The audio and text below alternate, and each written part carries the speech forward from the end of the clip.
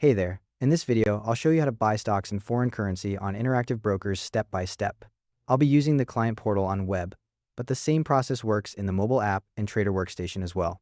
First, head to the Interactive Brokers website and click Log In at the top right.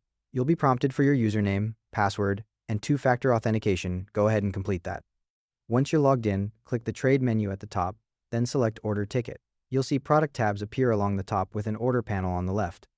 Now, in the search bar on the left side of the screen, type in the ticker symbol or company name of the foreign stock you want to buy, then press Enter.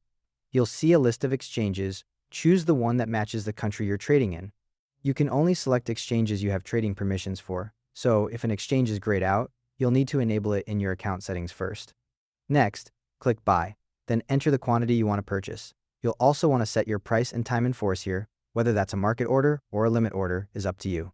Now, this is the important part. You need to attach a currency conversion to your stock order.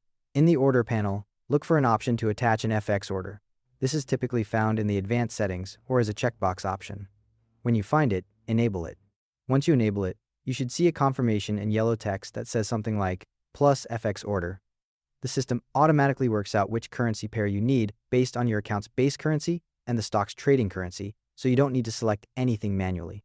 When that's enabled, click Submit in the lower right corner of the order panel.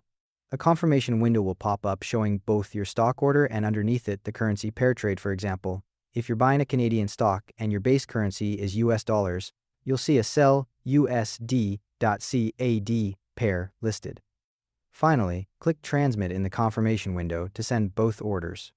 The stock order and the currency conversion will populate in your order window on the lower left, and they'll execute together when the market fills your trade. When your order fills, you'll get confirmation for both the stock and the currency trade. If you only get a partial fill on the stock, the currency conversion will match that partial amount automatically.